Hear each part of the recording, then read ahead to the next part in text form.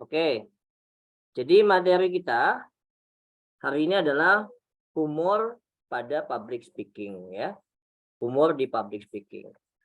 Nah, mungkin teman-teman jika situasinya memungkinkan tidak berisik gitu kiri kanan sekitarnya, boleh nanti sambil di open mic ya. Jadi mungkin bisa terdengar nih kalau ada yang suara atau lucu gitu ya, atau tidak lucu nanti bisa terlihat. Nanti kita juga ada mungkin praktek sedikit ya, seperti apa sih humor itu. Baik, humor di public speaking ya. Kita mulai dengan gambar anak kecil. Teman-teman ingat nggak waktu masih kecil? Waktu masih kecil, teman-teman ingat nggak apa? Ingat, Sir. Kira-kira teman-teman takut apa ya?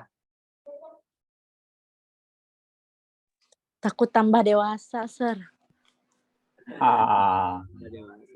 Oke, teman-teman, waktu masih kecil itu saya takut dengan binatang ya, terutama sama kuda, teman-teman. Itu saya takut sama kuda. Tapi ternyata setelah saya dewasa, naik kuda itu enak, apalagi kuda-kudaan, teman-teman. Nah, itu juga enak ya. Nah, ini ada lagi beberapa hal yang saya takutin.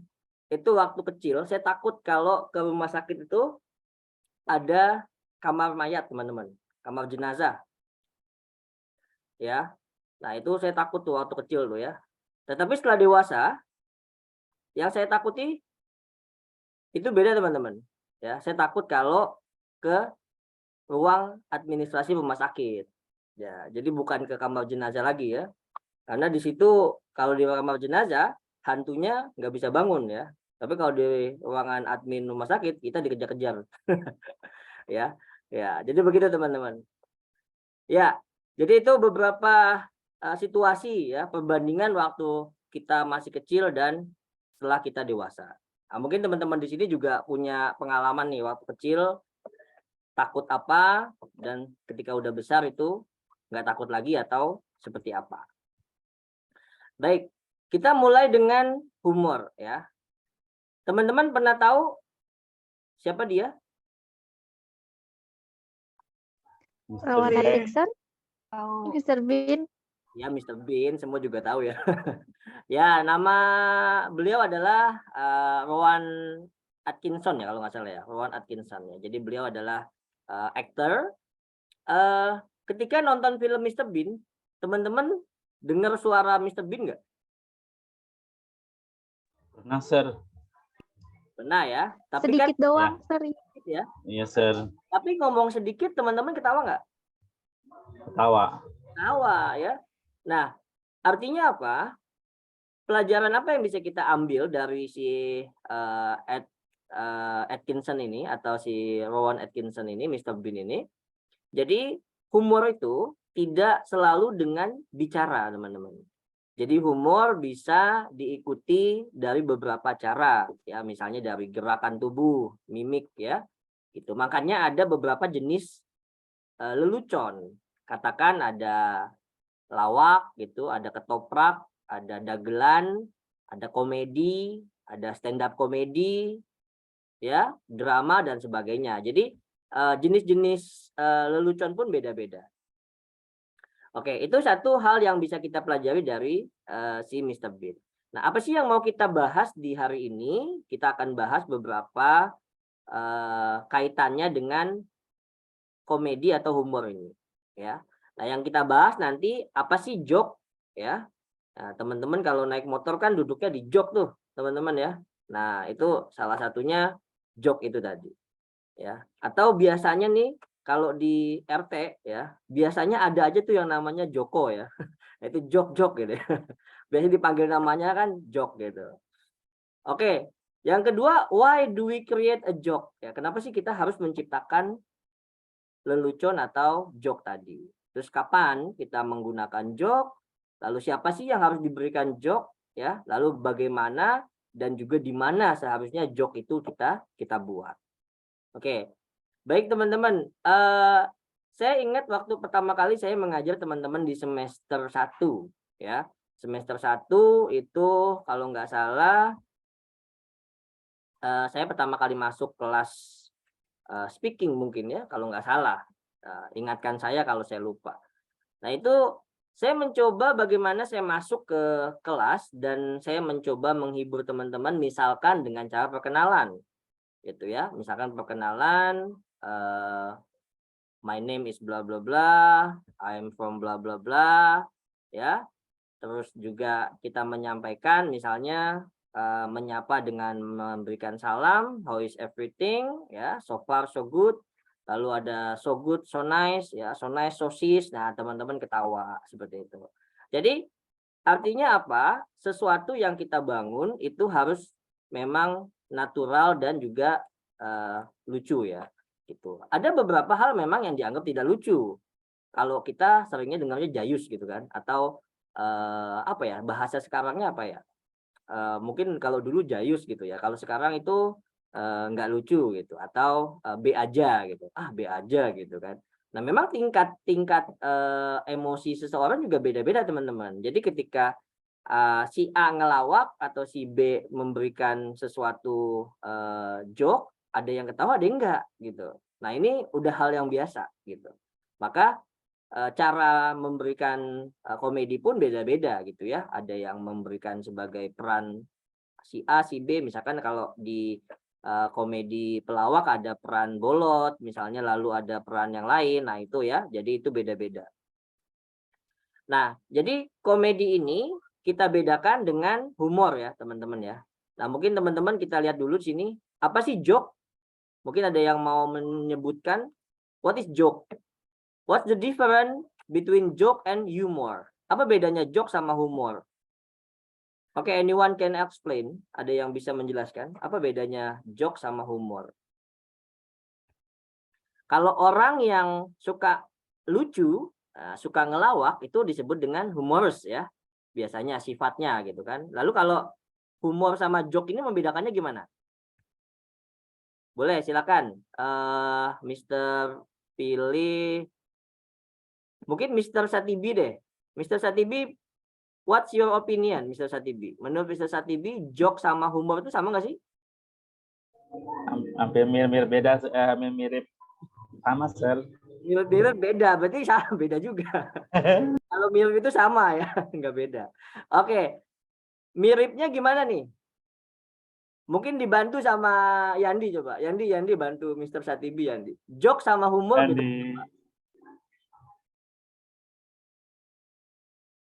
Mana Yandi? Yandi nggak ada. Oke, dibantu Ya, Sir. sama. Ya, coba Yandi. Menurut Yandi, joke sama humor itu bedanya apa sih? Kayaknya beda ya, Sir. Iya, bedanya di bagian apa? Menurut Yandi aja pendapatnya. Kan ada joke, ada humor nih gitu kan. Nah, kalau orangnya udah jelas pasti humorous gitu kan.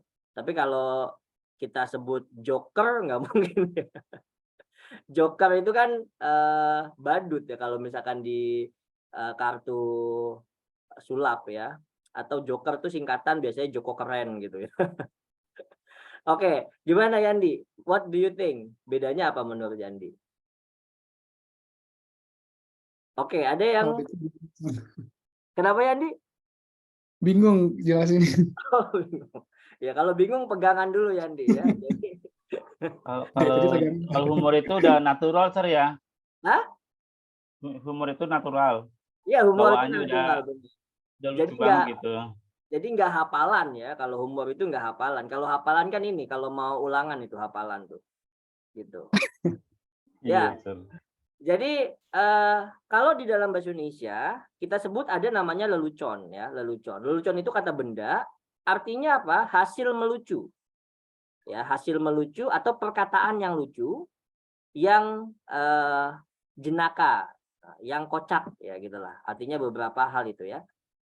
Nah, sedangkan humor itu sesuatu yang lucu. Jadi artinya humor ini lebih ke perasaannya. Jadi mempunyai rasa, keadaan dalam sebuah cerita yang menggelikan gitu. Jadi ketika dia membuat lelucon lalu lucu, maka orang tersebut bisa dikatakan memiliki sense of humor gitu. Mempunyai humor yang bagus gitu. Terus ada pertanyaan, aduh mister saya serius banget nih orangnya nggak bisa ngelawak, gimana dong gitu kan. Ada yang bisa punya jawaban? Coba di sini siapa yang biasanya serius-serius, yang jarang ketawa lah gitu ya. Siapa, ada nggak? Coba ditunjuk di kelas siapa biasanya. Yandi, menurut Yandi siapa Yandi yang serius di kelas? Yang jarang ketawa lah gitu. Ya. Ini kalau jarang ketawa bisa dicurigai juga sih ya. Karena justru orang yang sering ketawa itu jarang sakit. Ya. Nah, kenapa? Karena ketawa menyehatkan. Ya. Itu salah satu faktanya seperti itu. Nah, jadi sebenarnya nggak ada kaitannya orang yang serius maupun nggak serius itu bisa membuat lelucon atau tidak. Faktanya, misalnya kan kita lihat saja Presiden kita Jokowi, pasti dia juga pernah membuat sesuatu yang lucu gitu.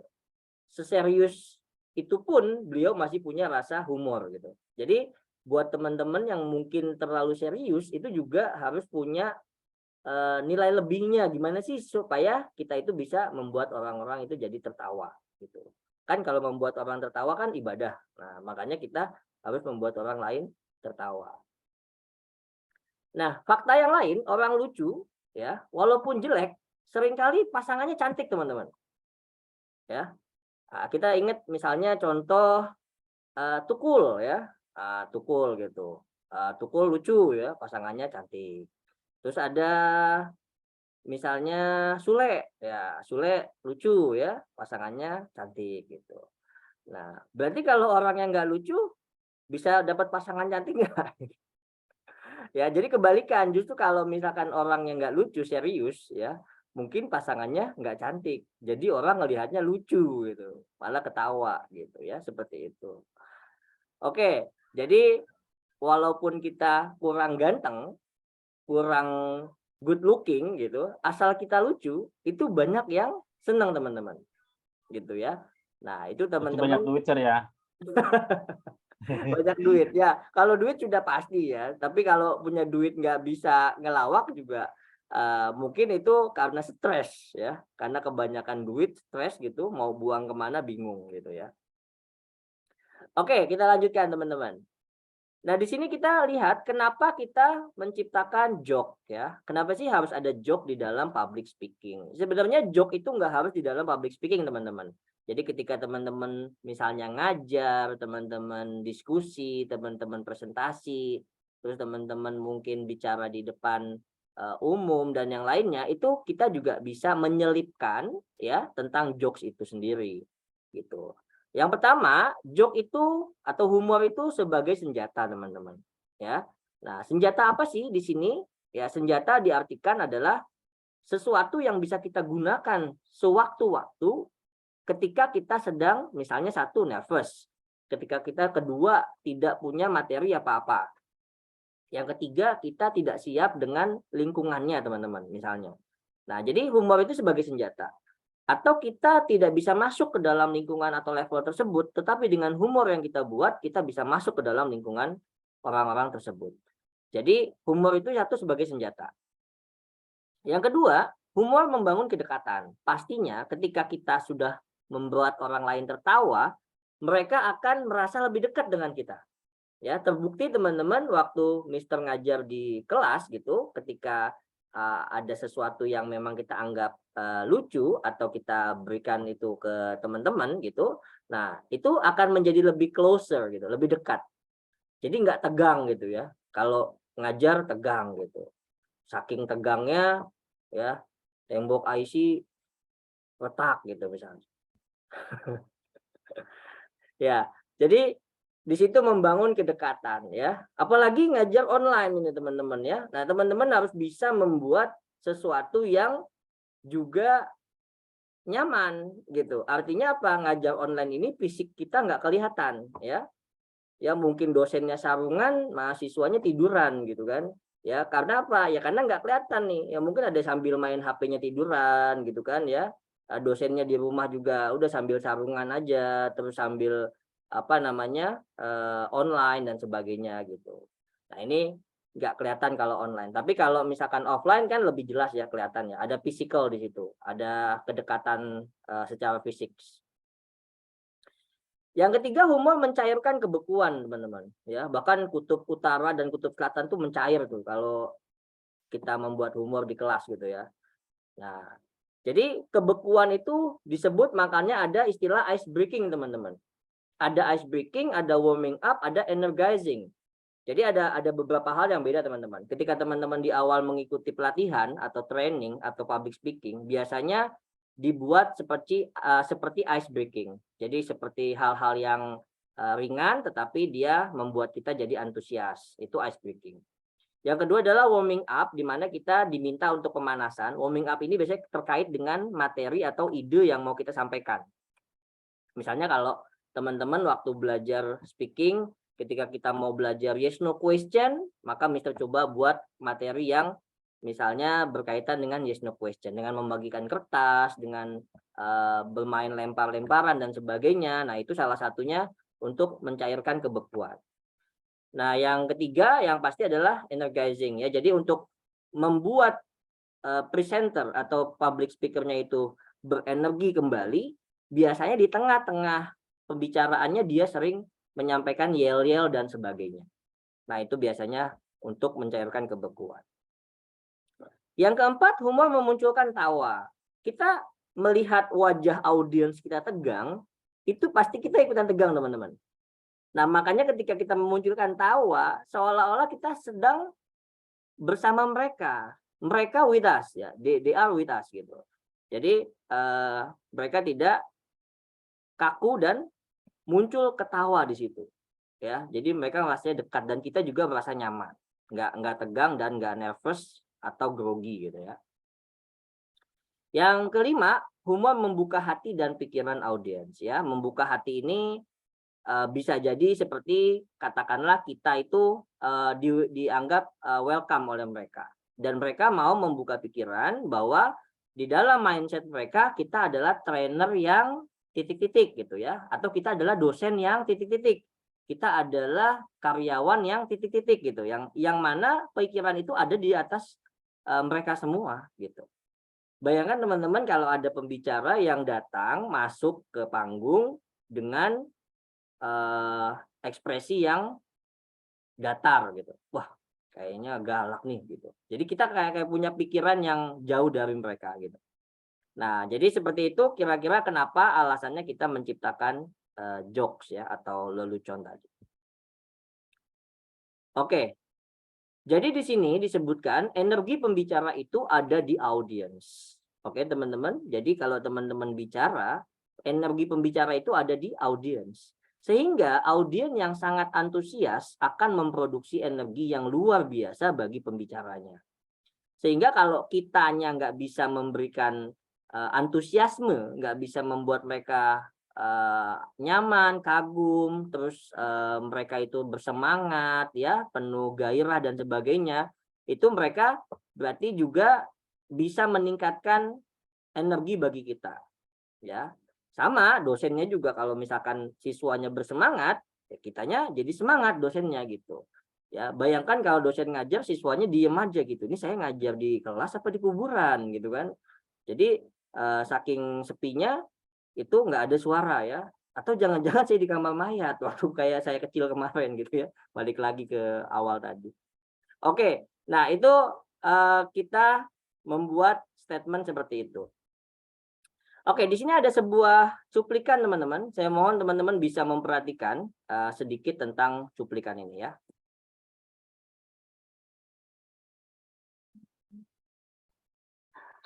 Darren Tay, outsmart, outlast. Darren, outsmart, outlast, Darren Tay.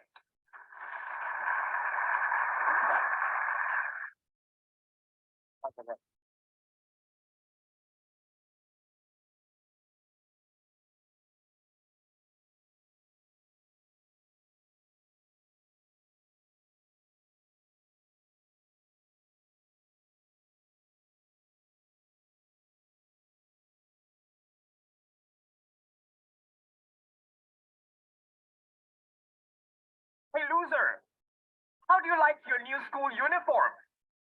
I think it looks great on you.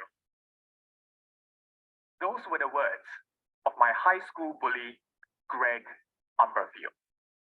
Now, if you're all wondering whether the underwear that Greg used was clean, I had the same question. Mr. Contest Chair, fellow Toastmasters, and anyone, including those watching worldwide, if you are looking at Calvin Klein here, stop staring. My eyes are up here.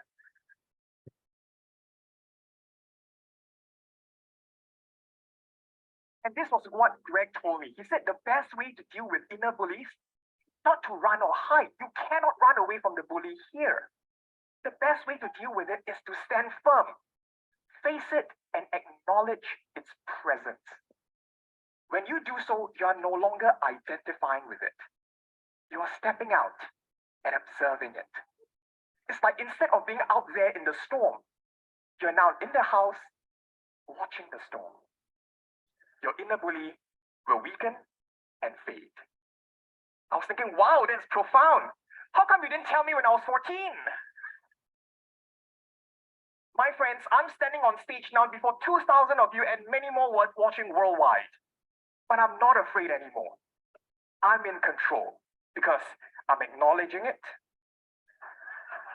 I'm stepping out of it, observing it, and watching it weaken and fade. My friends, let us all not run away from our inner bullies anymore.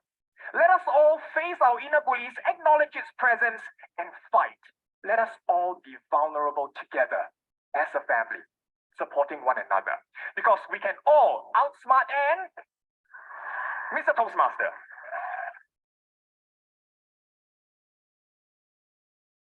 Oke. Oke, teman-teman. Did you hear the sound? Tadi suaranya terdengar nggak? Kedengeran, Sir. Kedengeran ya? Oke. Apa yang teman-teman bisa pelajari dari video yang ada di slide ini tadi? Ya, pembicara ini menyampaikan apa dan apa yang bisa kalian tangkap dengan pembicaraan yang hanya 3 menit saja, kurang lebih 3 menit tadi dia sampaikan seperti itu. Oke, ada yang bisa menyampaikan?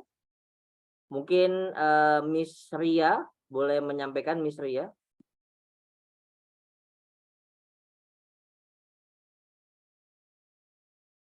Ya, Miss Ria boleh di-unmute.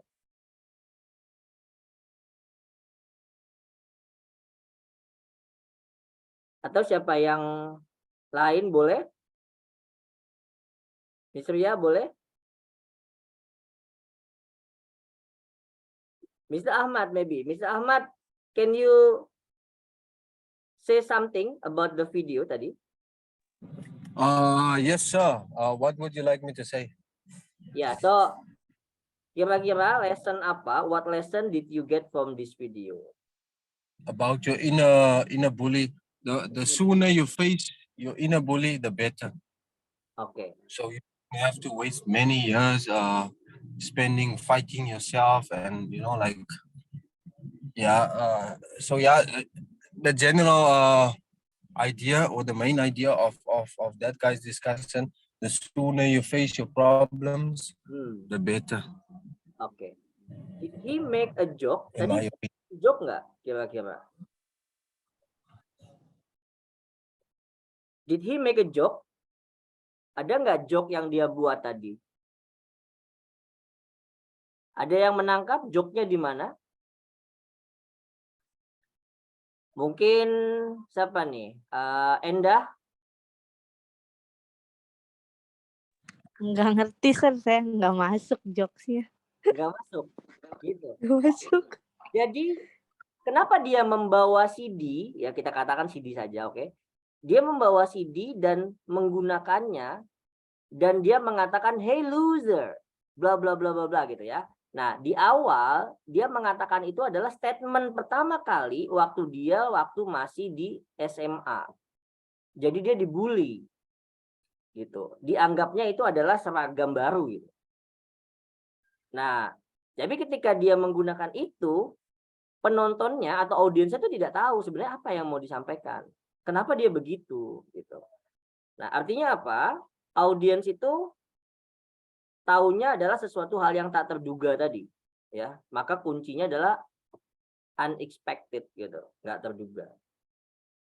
Ya. Nah, itu salah satu contoh ya, walaupun masih banyak contoh-contoh lain dengan visual dia bisa menampilkan sesuatu yang dianggap lucu oleh penontonnya. Oke. Lalu kita lanjut ke slide berikutnya. Nah, di sini ada bagaimana kita memiliki jokes ya agar audiens itu tidak merasa bosan dengan presentasi kita. Jadi bagaimana kita memiliki jokes agar audiens tidak merasa bosan dengan Anda saat presentasi. Jadi kata bosan itu adalah lawan kata dari senang gitu. Maka manusia secara normal pasti tidak akan senang gitu untuk merasa bosan. Pasti mereka akan memilih senang daripada bosan gitu. Nah, bagaimana kita membuat mereka tidak bosan? Ya dengan membuatkan kesenangan. Apa kesenangannya? Ya salah satunya hiburan. Hiburannya apa? Kalau di dalam bicara, ya hiburannya itu tadi bisa dengan lelucon tadi. Apakah hanya dengan kata-kata? Enggak juga. Teman-teman bisa lihat ya. Misalkan ketika anggaplah menonton stand up comedy, itu setiap komedian atau setiap komedi stand up itu mereka punya karakter yang beda-beda. Ada seperti Dodit yang bicaranya pelan tapi bikin lucu, terus ada yang suaranya cepat ya, terus ada yang modelnya nggak nyambung gitu, dan macam-macam dan sebagainya. Nah, tetapi yang kalian harus tahu ya adalah berbicara di dalam public speaking berbeda dengan bermain stand up comedy gitu. Walaupun secara sekilas sama. Ada dua hal yang harus ditekankan di dalam pemberian materi lelucon ya. Anggaplah yang paling umum adalah setting dan punchline. Setting adalah di mana kita membuat satu adegan cerita, punchline adalah sesuatu yang menarik dan membuat orang lain harusnya tertawa. Terus bagaimana misal kalau dia nggak ketawa? Ya itu dia, kita perlu latihan, kita perlu belajar, kita perlu baca, kita perlu tahu, dan kita butuh sesuatu yang baru tadi, yang fresh gitu. Ya, misalkan satu contoh, pernah Mister dengar dari salah satu kelasnya Panji Prijaksono ya, Panji P lah pokoknya ya. Nah, si Panji itu beliau pernah mengatakan di dalam kelasnya dengan satu contoh materi untuk setup. Misalnya teman-teman diberikan satu setup ya dengan kalimat misalnya saking gedenya rumah gue gitu, saking gedenya rumah gue titik-titik. Nah, apa yang mau teman-teman sampaikan dari kalimat itu? Oke. Saya ulangin, saking gedenya rumah gue bla bla bla. Itu teman-teman coba pikirkan satu hal yang kira-kira bisa membuat orang lain ketawa. Oke. Nah, kira-kira ada nggak yang sudah dapat boleh open mic ya. Jangan takut nggak lucu gitu, karena apapun itu sebenarnya lucu ya. Kalau saya tuh orangnya gampang ketawa teman-teman. Jadi apapun yang nggak lucu pun saya anggap kadang-kadang itu lucu juga gitu ya. Atau kalau dalam stand up ya apa sebutannya respect gitu ya. Walaupun nggak lucu tapi ya kita harus menghargai karena itu adalah contoh punchline tadi gitu. Oke, Mr. Satibi deh coba. Saking gedenya rumah gue, apa lanjutin Mr. Satibi?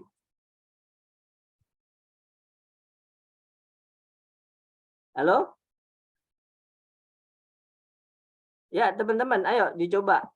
Saking gedenya rumah gue, kira-kira mau lanjutin apa tuh? Saking gedenya rumah gue, kadang gue lupa dapur ada di mana. Nah, ya bisa masuk ya. Jadi itu adalah bagaimana kita menempatkan kalimat satu dan kalimat lainnya itu nyambung nggak gitu. Saking gedenya rumah gue lupa dapurnya di mana. Nah, kan luas banget berarti teman-teman kan gitu. Oke, ada lagi yang lain? Siapa? Dini, Amel, Jessica, Mei, coba silakan aja nggak apa-apa dicoba. Ini kan latihan ya, nggak ada yang menyalahkan kok. Kalimatnya sederhana, saking gedenya rumah gue. Itu contoh ya. Siapa? Anissa? Ini tegang semua nih kayaknya. Ini kan lagi belajar humor padahal. Anissa coba. Anissa mau nyoba nggak? Open mic. Oh ya. Boleh coba. Saking gedenya rumah gue.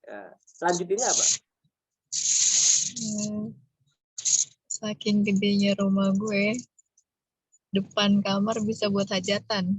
Iya. Saking gedenya tuh kamar aja bisa hajatan. Waduh, luar biasa memang kamarnya Anissa tuh. Oke, bagus tuh. Ada lagi teman-teman? Amel, Della, Jane, Mr. Danu mungkin, Wirin, Rian. Ya, silakan dicoba.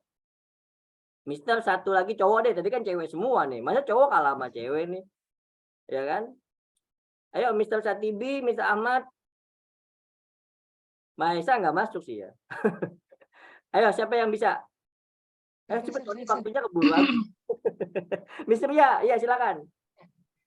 Saking gedenya rumah gue, semua binatang di kebun binatang bisa masuk. Berarti luasnya hampir sama ya, Ragunan ya, besar sekali gitu kan. Semua binatang bisa masuk gitu. Wah, luar biasa. Oke, bagus. Nah, ada lagi yang lain?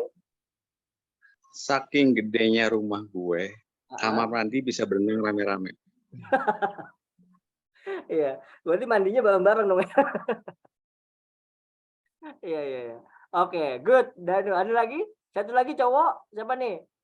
Atau cewek boleh lah, delas. Kita kalau mau latihan teman-teman cari setting yang lain lagi ya, bisa banyak gitu. Apalagi? Ya, misalkan satu ya. Saking gedenya rumah gue, kemarin bokap gue masang foto anak hilang. Ya, jadi anaknya hilang tuh di rumah karena saking gedenya rumah gue gitu. Ya, yang kenapa Nisa? Kayak labirin ya, Sar. Iya. Ya, oke, itu contoh ya. Nah, jadi teman-teman gitu, itu salah satu yang bisa kita lihat adalah setting dan punchline ya. Nah, intinya supaya audiens itu nggak bosan. Oke. Di sini ada beberapa jokes ya, tips lah. Yang pertama, kalau teman-teman memulai presentasi itu jangan memulai dengan lelucon gitu. Ya, jangan mulai dengan lelucon artinya apa? Kalau teman-teman nggak yakin itu akan lucu dan memecah kebekuan tadi. Kenapa? Karena kalau di awal kita nggak lucu, yang ngedown kita, bukan pesertanya gitu. Jadi kita yang ngedown duluan. Makanya jangan memulai presentasi dengan lelucon. Boleh dengan pantun, dengan sesuatu cerita yang ringan, itu lebih aman gitu ya. Tapi kalau di tengah-tengah itu boleh gitu. Ya. Tapi kalau memang sudah ada bahan kayak tadi misalkan si presenter yang 3 menit tadi itu dia udah ada bahan lalu dia coba dengan teknik seperti itu dan memang itu masuk. Artinya apa? Dia punya keterkaitan dengan si cerita itu tadi. Yang kedua jangan memberitahukan cerita itu lucu. Gue punya cerita lucu deh. Tahu-taunya pas cerita selesai nggak ada yang ketawa.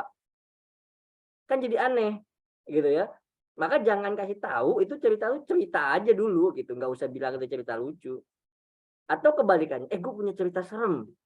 Ternyata nggak serem menurut temennya, nggak menakutkan gitu, malah menggelikan, bikin ketawa, ya dan sebagainya. Jadi intinya teman-teman jangan kasih tahu itu dulu. Yang ketiga, membuat humor yang bersangkut paut dengan topik Anda. Nah, tadi topiknya apa? Misalnya kita topiknya hari ini tentang humor dalam public speaking. Ya, paling tidak kita masukkan sedikit-sedikit contoh-contoh humor gitu ya. Kalau teman-teman punya topik yang lain, nanti masukin juga. Oke teman-teman, ini udah mau habis Zoom-nya. Masuk lagi, saya close dulu ya. Kita langsung masuk lagi.